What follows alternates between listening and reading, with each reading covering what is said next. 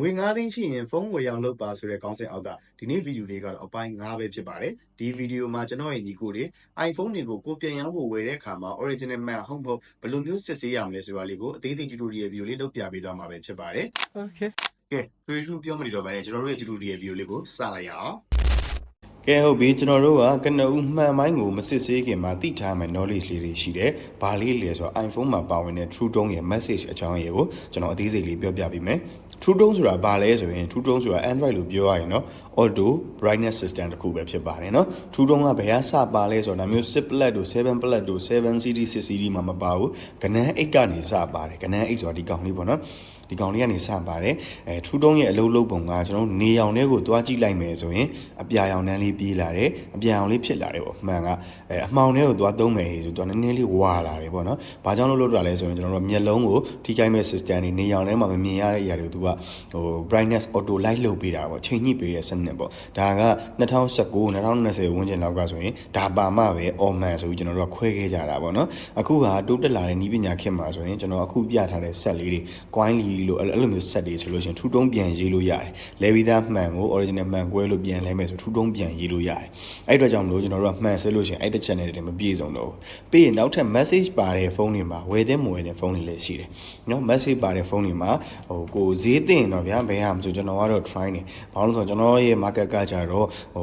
့ဈေးနေတဲ့လုံးကြိုက်တဲ့ customer လည်းရှိတယ်ဈေးများတဲ့လုံးကြိုက်တဲ့ customer လည်းရှိတယ်ဒါပေမဲ့မိတ်ဆွေတို့ကကျွန်တော်အပိုင်း2ပေါ့နော် marketplace အကြောင်းပြောတဲ့အခါမှာပြောခဲ့သလိုပဲကိုကလုံးဝ luxury ဆိုင်ကြီးအကြီးပဲနာမည်ကြီးကြီးနဲ့ကြော်ညာရေးပိုင်းနဲ့လုံးမဲ့ဆိုင်ကြီးဆိုရင်လုံးဝ offline လုံးတွေပဲဖွင့်ရမယ်ဗျာ offline လုံးတွေပဲတင်မဲ့ဆိုင်ဆိုလို့ရှိရင်ကျွန်တော်တို့တတိထားရမှာက message ပါလာတဲ့ဖုန်းဆိုရင်ဘယ်ဖုန်းကကိုနဲ့တင်မတင်သိရမယ်ဟုတ်ပြီ message ဆိုတာဒါမျိုးပြောတာunknown ပေါ့နော် message ကိုဘယ်မှာကြည့်ရလဲလဲတစ်ချက်ပြပေးမယ်နော်message ဆိုတာကျွန်တော်တို့ January ကိုသွားမယ်သွားပြီးသွားလို့ရှိရင် January ကအပေါက်ထဲကိုဝင်ကြည့်လိုက်ပေါ့နော်အပေါက်ထဲကိုဝင်ကြည့်လိုက်လို့မှဒီလိုမျိုး display ဆိုရင် message unknown path ဆိုတာပါတယ် unknown path ဆိုတာက Apple ကနေခွင့်မပြုထားတဲ့မှန်ပေါ့နော်ဒါငါတို့ဖြန့်ထားတဲ့မုံမဲ့ဘယ်မှန်ကြီးကောက်သုံးထားရလဲဆိုတော့ date ပဲပေါ့နော် unknown path ပေါ့နော်ဒီမှာဆိုလို့ရှိရင် unknown path လဲထားတယ်ဒါပေမဲ့ဒီနေရာမှာဘာဆိုလို့ရှိရင်ကောင်းလဲဆိုတော့Genius Apple Pad ဆိုလို့ရှိရင်ကျွန်တော်တို့က Auto Site ဟောပါနော် Auto Site Display ပေါ့ဒါကတော့ Auto Site Display ပေါ့ Auto Site Display ဆိုတာ Genius Apple Pad လူမျိုးပေါ့နော်ရေးပေးထားရနော်အဲ့စာတန်းပါတဲ့မှန်ဆိုလို့ရှိရင်ဒါက Apple ကနေခွင့်ပြုထားတဲ့ service သို့မဟုတ် Apple ရဲ့official store တွေမှာလဲထားတဲ့မှန်ပေါ့အဲ့လိုမှန်မျိုးဆိုရင်စိတ်ချရတယ်ဒါပေမဲ့လည်း Genius Apple Pad နဲ့ဒီ unknown pad နဲ့လုံးဝ offline ပေါ့နော် original မှန်နဲ့ပဈေးတွေဆိုကွာတယ်ဒီကောင်ဆိုလို့ရှိရင်ထားပါဒီကောင်တော့30 Pro မှာ12 Pro မှာပဲတွေးလိုက်နော်ဒီကောင်12 Pro မှာချင်းတူတူဖြစ်နေတယ်ဆိုရင်တော့မှဒီကောင်ကျွန်တော်တို့24သိန်းရောင်းတယ်ဆိုရင်ကျွန်တော်အခုဒီကောင်ကိုရောင်းတာ12သိန်းပဲရောင်းတယ်နော်12သိန်းပဲရောင်းတယ် unknown padကဲဘယ်လောက်တောင်กว่าလဲစဉ်းစားကြည့်နော်unknown pad က12သိန်းပဲရှိတယ်တကယ် offline gift အတူတူ battery အတူတူကဒီမှာ24သိန်းဖြစ်နေပြီကဲအဲ့လိုမျိုးကိုกว่าတယ်ဗျာဈေးကပြောရင်10သိန်းဝန်းကျင်လောက်တောင်กว่าတယ်ဒါပေမဲ့ Genius Apple Pad နဲ့ဝယ်မယ်ဟေးဆိုကျွန်တော်တို့က16သိန်းဝယ်18သိန်းလောက်မှာဝယ်လို့ရတယ်အဲ့တော့ဒီကောင်ထက်ကိုဘယ်လောက်များနေလဲဆိုရင်ဈေးကွက်ထဲမှာ9သိန်း6သိန်းလောက်ပြန်မြောက်ဒါတော့ကျွန်တော်ပြန်မြောက်ပဲပြောပြပေးရနော်ဆွမ်းနိုင်ပြောသလိုဖုန်းဈေးတွေဆိုတာက depends on location depends on your market ပေါ့နော်ခင်ဗျားတို့ရဲ့ဈေးကွက်နဲ့ခင်ဗျားတို့ရဲ့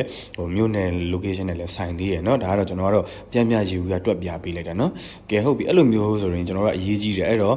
ကျွန်တော်တို့ရဲ့လက်ထဲကိုဖုန်းတစ်လုံးစားရောက်လာပြီဟေ့ဆိုကျွန်တော်အမြဲတမ်းပြောတယ်ဖုန်းကိုပူအောင်သုံးနော်ဖုန်းကိုပူအောင်သုံးရမယ်မပူရင်တော့မှနည်းနည်းလေးအနေထားပေါ့ဗျာဘယ်လိုမျိုးသုံးလို့ရလဲဆိုတော့ဧည့်သည်နဲ့စကားပြောနေရင်တန်တန်နဲ့ကင်မရာလေးကိုဖွင့်ထားလိုက်ပြီးနေထားလိုက်ဒီတန်းလေးဆိုရင် iPhone ရဲ့ set ကနည်းနည်းလေး9မိနစ်လောက်ကြာတဲ့ခါမှာတိတိတသားလေးနှွေးလာတယ်အဲ့လိုလေးနှွေးလာတဲ့ချိန်ဆိုရင် error စစ်လို့ကောင်းတယ်ကြိုက်တဲ့ error စစ်ဒီနေ့တိုက်တဲ့လေးရကြတော့မှန် error ပိုင်းစစ်မှာဆိုတော့ဟုတ်ပြီကျွန်တော်တို့ကဆက်လေးနည်းနည်းနှွေးလာပြီးဟေးဆိုလို့ရှိရင်ကျွန်တော်ထူးတုံးကိုသွားကြည့်မယ်ပေါ့နော်ထူးတုံးကိုသွားကြည့်မယ်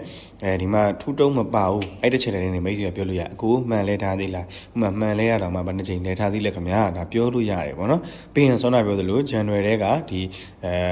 message တွေသွားကြည့်မယ်ပေါ့နော်ဒါပေမဲ့တချို့ခုရှေ့ကပြောခဲ့သလိုမျိုးနီးပညာတိုးတက်လာတဲ့ခေတ်မှာကျတော့ကျွန်တော်ကဒီအချက်တွေနဲ့တွေမပြည့်စုံဘာလဲလောက်ရမလဲဆိုမှန်ကိုသိချစစ်ရမယ်ဘာလို့လဲဆိုတော့ဒီ set လေးတွေကမှန်လဲတဲ့ခါမှာ original မှန်ကနေနောက်မှန်တစ်ခုထည့်လိုက်တယ်ဆိုရင်ကျွန်တော် true tone တွေပဲပြန်ရေးလို့ရတယ် message တွေပဲလည်းပြန်ဖြောက်လို့ရတယ်အဲ့လိုမျိုးအလုံးဖြစ်မနေအောင်လို့ကျွန်တော်တို့ဘက်ကတိကျတည်ကြတာစစ်ရမယ်ဟုတ်ပြီအဲ့တော့တိကျတည်ကြတာဘယ်လိုစစ်ရမလဲဆိုရင်ကျွန်တော်တို့ရဲ့formula လေးပေါ့ကျွန်တော်ရဲ့ဒီ viewer ညီကိုလေးဆိုဒီ video တိုင်းမှာပါပါတယ်เนาะ down 4တောင်း formula down 4တောင်း formula ကိုကျွန်တော်တို့ကြည့်မယ်iOS ကြတော့ကျွန်တော်တို့က down 4တောင်းနဲ့တင်မပြည့်စုံတော့ဘူး base frame တွေပါကြည့်မယ် frame ကိုဒီတိုင်းဆောင်းလိုက်မယ်ဆောင်းပြီးသွားပြီဟေ့ဆိုရင်ဒီလိုမျိုးလေးအားစားကျွန်တော်ဖြဲပြပြီမယ်နော်ကဲဟုတ်ပြီဒီလိုမျိုးနေရာလေးတွေအားစားညီညွတ်မှုရှိရလားမှန်လေးများဟနေမလားဆိုတော့သေချာကြည့်ရမယ်ဒါကတော့လဲထားတဲ့မှန်ဖြစ်တဲ့အတွက်နည်းနည်းပါးပါးဟနေရမျိုးလေးတွေရှိတယ်တွေ့လားနည်းနည်းပါးပါးဟနေရမျိုးလေးတွေရှိတယ်iPhone ဆိုတဲ့မျိုးကသူ့ကိုဖွင့်နေရဆိုလို့ဒီနားပဲဖွင့်ရမှာလေနောက်ဖုန်းကွဲမှသာဒီမှာထိုးခွာပြီးလဲလိုက်အောင်ပဲ iPhone ဆိုတဲ့မျိုးကဒီနားဖွင့်မှပဲကျွန်တော်တို့ကဘယ်လိုခေါ်မလဲဆက်ပြင်လို့ရတဲ့အလုံးဖြစ်တဲ့အတွက်တေးကြတယ်ကျွန်တော်တို့မမသောရှိနေမသိသောစေးသမားဆိုတဲ့စကားအတိုင်းပဲတက်တည်တာကတော့ကြံငဲ့မှာပဲเนาะဒါမျိုးလေးလိုက်ကြည့်ထားပေါ့ဘောကလေးလဲထားလားမလဲထားလားကော်ရီဘာတွေပါလားအဲကြောင့်မလို့ကျွန်တော်ဒါမျိုးလေးစစ်ကြည့်တယ်ပေါ့အမြဲတမ်းညီညွတ်မှုရှိရလားဒီကောင်ကျွန်တော်တစ်လေးဖြစ်နေတယ်နော်ဟုတ်ပြီဒါကတော့ကျွန်တော်တို့အပြင်မိုင်းအနေထားကိုကြည့်လိုက်တာအပြင်မိုင်းအနေထားဘယ်နေရာနောက်ထပ်ထပ်ကြည့်ရမလဲဆိုတော့ကျွန်တော်အရင်ဗီဒီယိုကြီးကြည့်ရညီကိုတွေဆိုသိတယ်ဒီ selfie နေရာလေးကိုကြည့်မယ်ဒီ frame လေးတွေလားဒါလဲထားတဲ့မှန်เนาะကြည့်လိုက် selfie အလုံးလေးကအောက်ခံအလုံးလေးနဲ့ကျွန်တော်တို့အပေါ်ကကာထားတဲ့ကာဘာလေးနဲ့ကနည်းနည်းလေးမသိမသာစောင်းနေရနော်နည်းနည်းလေးမသိမသာစောင်းနေတယ် original မှန်ရဲ့ပုံစံကိုပြပေးမယ်12 Pro နဲ့ဆို12 Pro မှန်နဲ့ဆို12 Pro အတူတူပဲဒီမှာ original မှန်ရဲ့အနေထားနဲ့ဆိုပြပေးမယ်နော် original မှန်ရဲ့ဒီမှာဒီကောင်ဆိုလို့ရှင်တွေ့လားညီးနာပဲလေနော်ဒီအပြာကင်မရာလေးကညီးနာပဲဒီနားလေးကညီးညာနေရပဲအဲ့လိုမျိုးပါလေကျွန်တော်တို့ original မှန်ပေါ့နော်အပေါ်ကလည်းမလဲမထားတဲ့မှန်ပေါ့အပေါ်ကလည်းလဲထားတဲ့မှန်ဆိုဒီနားမှာဖုံလေးတွေပါလာတာမျိုးတစ်ခုခုဖြစ်နေတာမျိုးလေးတွေဖြစ်တတ်တယ်မှန်မလဲထားတော့မှမှန်ခွာထားရလုံးဆိုတော့အဲ့လိုဖြစ်တတ်တယ်ပေါ့နော်ဟုတ်ပြီဒါကတော့ကျွန်တော်တို့ကအပြင်ပိုင်း physical ကိုကြည့်လိုက်တာနော် physical ကိုကြည့်လိုက်တယ် physical မှာကျွန်တော်တို့ကစိတ်တိုင်းကျသွားပြီ physical လေးကြိုက်တယ်ကွာဒီမှာလည်းဘာမှဟမနေဘူး okay သွားစစ်မယ်နောက်ထပ်ကဲဟုတ်ပြီကျွန်တော်တို့က physical ဘိုင်းကိုစိတ်တိုင်းကျသွားပြီဟေးဆိုရင်ဖုန်းလေးကိုဖွင့်ပြီးတော့စစ်တော့မယ်ပေါ့နော်ဖုန်းကိုဖွင့်ပြီးစစ်တော့မယ်ဆိုလို့ရှိရင်ကျွန်တော်တို့မှန်ကိုစစ်တဲ့အခါမှာ 3D test တွေအလုပ်လုပ်လားtest တွေနေရာဆုံးအလုပ်လုပ်လားဆိုတာစစ်ရမယ်ပေါ့နော် 3D test ဆိုတာကျွန်တော်တို့ iPhone မှာပါတဲ့အမြန်လုပ်တဲ့စနစ်လေးပေါ့နော်အမြန်လုပ်တဲ့စနစ်ဥမာ application တစ်ခုကိုဖိနှိပ်မယ်ဒါဆိုလို့ရှိရင်ဒါ 3D test ကောင်းတယ်ပေါ့နော် application တစ်ခုကိုဖိနှိပ်လိုက်တဲ့အခါမှာသူကကင်မရာအမြန်ရိုက်မှာလားကျွန်တော်တို့ portrait ရိုက်မှာလား3D test တွေအလုပ်လုပ်တယ်ပေါ့နော် 3D testလုပ်ပြီးသွားပြီဆိုရင် icon တစ်ခုကိုကျွန်တော်တို့ဖိနှိပ်လိုက်မယ်ဖိနှိပ်ပြီးတော့ကျွန်တော်တို့ကနေရာဆုံးပေါ့ပါလာလားမပါလာဘူးလားဆိုတာကျွန်တော်တစ်ချက်ကြည့်ရမယ်ပေါ့နော်ဟုတ်ပြီအပေါ်အောက် crossing နေအဲ့ဒါမှလည်းဘယ်နားလေး test လွတ်လဲမလွတ်ဘူးလဲဆိုတော့ကျွန်တော်တို့သိမှာလीเนาะပြီးလို့ရှိရင်တုံးစံတိုင်းပဲ note ထဲကိုသွားပြီးတော့ကြည့်မယ် note ထဲမှာလည်း test ရဲ့ကျွန်တော်တို့အထူဘားလေးပေါ့နော်ဖွားရွအားလေးနှိပ်ပြီးတော့ကျွန်တော်တို့ကြည့်ရမယ်ပေါ့နော်ကဲကျွန်တော်ကတော့အပေါ်စီးရိုက်ရတာဆိုတော့တိတ်အဆင်မပြေနောက်ရက်မှာဟိုဟာလေးလိုအပ်တဲ့ပစ္စည်းလေးဝယ်ပြီးတော့တေချာလေးရိုက်ပြအောင်မယ်နောက်ဗီဒီယိုတွေကြာကဲဒါဆိုလို့ရှိရင်ကျွန်တော်တို့လူမျိုးဆွဲလိုက်တဲ့အခါမှာအထူးဆိုအထူးလိုင်းညောင်းလားဗောနော် test တွေနေရာလွတ်လာတယ်ခါလေးကျရင်ဘတ်အဲ့လိုမျိုးကြံနေခဲ့လို့ရှိရင်ဒီနေရာလေးမှာ test လွတ်တာမျိုးဗောနော်အချို့ကြလည်းအပေါ်ပိုင်းတွေလွတ်တာတွေရှိတယ်အပေါ်တွေလည်းမျိုးဆွဲမရတာတွေလည်းရှိတယ်ဗောနော်ဟုတ်ပြီဆွဲပြီးသွားပြီဆိုရင်ကျွန်တော်တို့ကဒီမှာတော့မီလိုမျိုးအစိမ်းအနီအဝါဗောနော်အစိမ်းအနီအပြားဗောအဖြူကန်းဗောကြည့်လို့မရဘူးဆို browser ထဲကိုဝင်ပြီးသွားရင်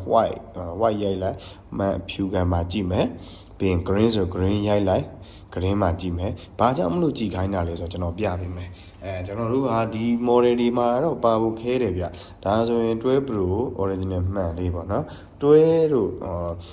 30တို့သူ့အထက်တွေကကျွန်တော်တို့အဲ့လိုမှန်ဆိုးဝါးကြီးဖြစ်နေတာရှားတယ်။ပြီးရင်ဒီ split လေးဆိုလို့ရှိရင်ဒီနေတော်တော်ဆိုးတယ်။ဒါလေးတွေဆိုလည်းတူတူပဲ။ကျွန်တော်တို့ကဒီကောင်လေးကြီးじゃဘာလို့ပြန်ကောက်ထားလဲဆိုတော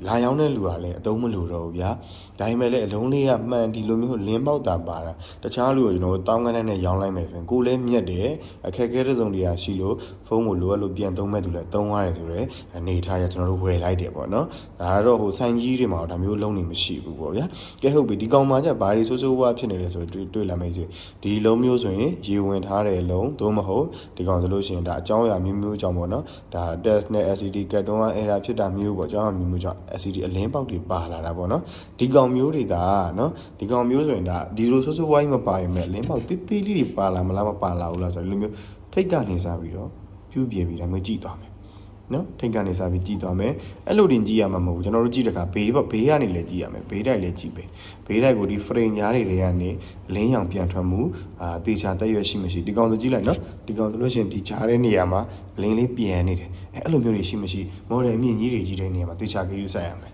နော်ဘာလို့ဆိုတော့ဒီကောင်ကိုမိတ်ဆွေရှင်းလိုက်လို့မှအဲ့ဒါဖြစ်တော့လေကျွန်တော်တို့က9000တသိန်းအဲ့ကြားရဲလောက်ကိုကျွန်တော်တို့ရှုံးပါဘာမှဖြစ်ဘူးကျွန်တော်တို့နော်ပစ္စည်းလဲရောင်းနိုင်မှာဒါပေမဲ့ကျွန်တော်တို့က customer ကိုဒါမျိုးအမြင့်ဖုန်းကြီးရောင်းတဲ့အခါမှာဘယ်သူမှဆိုဗျာ30ကျော်30ကျော်ပေးဝယ်ပြီးတော့တကယ် quality ကောင်းတဲ့ပစ္စည်းတကယ်မှန်တဲ့ပစ္စည်းပဲလိုချင်ကြမှာလေအဲ့တို့ကြောင့်မလို့တေချာကျွန်တော်တို့ကစစ်ဆေးတဲ့အခါမှာလည်းအထူးဂရုပြုပြီးတော့စစ်ဆေးရမယ်နော်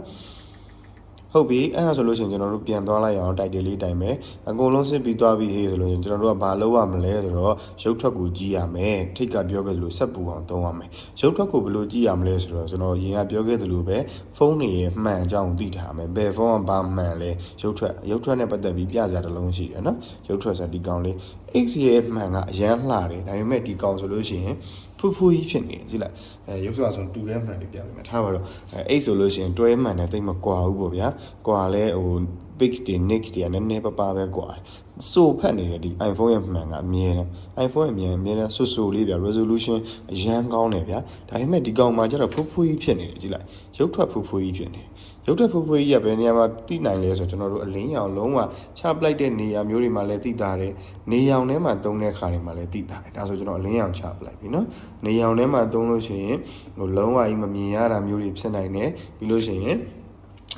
မမှောင်ထဲမှာတုံးတဲ့ခါလေးလုံးဝမမြင်ရတာမျိုးတွေလည်းဖြစ်နိုင်တယ်နော်အဲ့တော့ကျွန်တော်တို့ကတေချာစစ်တဲ့ခါမှာရုပ်ထွက်ကိုလည်းကြည့်ရမယ်နော်ဒါကတော့အလုတ်ကတင်သွားပါလိမ့်မယ် model တစ်ခုကိုနောက်ပိုင်းကြည့်လိုက်တာနဲ့တင်ဒါဘာလုတ်ထားလဲဆိုတာမိတ်ဆွေသိတာလာလိမ့်မယ်နော်ဒါကတော့ဟိုအများတန်းလေးလာမပြတ်လေးလာပါဗျာကျွန်တော်တို့ဒီ channel တွေမဟုတ်ဘဲနဲ့တခြား channel တွေမှာလည်းသူတို့ထုတ်ထားတဲ့ gist လေးတွေသူတို့ထုတ်ထားတဲ့ knowledge လေးတွေလည်းယူပေါ့ဒီ channel ကဟိုကလည်းယူပေါ့ဗျာနော်ဟုတ်ပြီကျွန်တော်တို့ကရှေ့ကပြောခဲ့တဲ့အချက်တွေလုတ်ပြီးသွားပြီဟေးဆိုလို့ရှိရင်ကျွန်တော်တို့ဘာတွေသိထားရမလဲဆိုတော့နောက်ထပ် service နဲ့ပတ်သက်တဲ့ knowledge လေးတခုတော့သိရပါမယ်မှန်နေလဲထားလို့ရှိရင်ဘလို့မှန်မျိုးရှိလဲပေါ့နော်ရှေ့ကပြောခဲ့တဲ့ Genius Apple Press ဆိုတဲ့မှန်ရှိမယ်Apple ကနေတရားဝင်သတ်မှတ်ထားတဲ့မှန်ပေါ့ပြီးရင် original quality တိုင်းလာတဲ့မှန်တွေရှိမယ်ပြီးလို့ရှိရင် on မှန်ကိုပြန်ဖြုတ်သုံးထားတဲ့အတွက်ကြောင့်လို့ message ပါတဲ့မှန်တွေလည်းရှိမယ်နောက်တစ်ခုကတော့ကျွန်တော် G8 မှန်လိုဟာမျိုးဒုတိယတန်းစားမှန်ပေါ့နော်မှန် quality ကောင်းတဲ့မှန် error ဖြစ်တာရှားတဲ့လဲထားတဲ့မှန်တွေလည်းရှိမယ်အောင်ဆုံးဆင်းကတော့ကျွန်တော်တို့တရုတ်မှန်တွေပေါ့နော်ဒီလိုမျိုးဖူးဖူးကြီးတွေလည်းရှိမယ်အဲ့တော့အဲ့မှန်၅မျိုး၅ဆောက်ကျွန်တော်တို့သိထားမှာလဲပေါက်စည်းဖြစ်တဲ့ခါမှာကိုကဘယ်ဖုန်းကဘယ်လောက်ရောင်းရမယ်ဆိုတာသိမှာကျွန်တော်တို့ကယူသားမှုတစ်ခုကိုအခြေခံပြီးလုပ်ရမယ့်လုပ်ငန်းတစ်ခုဖြစ်တဲ့အတွက်တစ်ဖက်မှာလည်းစစ်တဲ့ခါမှာလည်းတေချာအသေးစိတ်သိထားမှာလည်းဈေးဖြတ်တဲ့ခါမှာကိုမရှုံးပါဒါမှတော့ဆောနာပြောလို့ဒီလိုမျိုးအနှုံးပတ်မျိုးကိုကမသိလိုက်ဖမ်းနဲ့17သိန်းလောက်ကောက်ပြီး12သိန်းခွဲလောက်ရောင်းရမယ်လို့မသိလိုက်ဖမ်းနဲ့30လောက်ပေးလိုက်လို့ရှိရင်မိတ်ဆွေအမှန်တင်ကျွန်တော်တို့က8သိန်းလောက်ရှုံးသွားပြီကိုပြန်ရောင်းလို့ရှိရင်ဘယ်လောက်ပဲပြန်ရမလဲဆိုတော့10သိန်းပဲပြန်ရမယ်ပေါ့နော်အဲဆိုလို့ရှိရင်ကျွန်တော်10သိန်းကွက်တီရှုံးသွားပြီကဲဖုန်းတစ်လုံးနဲ့ iPhone က rich ယူရတယ်ကျွန်တော်မြက်တာများတယ်အမြက်များတယ် iPhone ကများရင်းနိုင်များမြက်မယ်ဒါပေမဲ့လည်းတစ်လုံးဆုံးရှုံးသွားရင်ကျွန်တော်တို့က10လုံးစာပြန်ပြီးတော့ပြန် try ရတယ်ပေါ့နော်အဲ့အတွက်ကြောင့်မလို့ဖုန်းကို error ဆင်းမယ်ဆိုရင်ကျွန်တော် conclusion နဲ့ပြောချင်လာတော့အမြဲတမ်းချိန်ပေးပါနော်အချိန်ပေးပြီးတော့စစ်ပါဆက်ပူအောင်သုံးမိမှာပဲစစ်ပါမှန်ပိုင်းဆိုတာဖုန်းတစ်လုံးမှာအရင်ရေးကြည့်တဲ့အတွက်ကြောင့်မလို့ကျွန်တော်ဒီနေ့အသေးစိတ် knowledge sharing လေးလုပ်ပေးလိုက်ပါတယ်ကျေးဇူးများကြီးတင်ပါတယ်နောက်ရက်မှာလည်းဖုန်းနဲ့ပတ်သက်တဲ့ knowledge လေးတွေ unboxing video တွေ phone review video လေးလုပ်ပေးပါအောင်မယ်ကဲ see you in the next video guys ကျွန်တော် Kitty sharing ကကောင်းမြတ်ပါနောက်ရက်မှာပြန်တွေ့ပါမယ်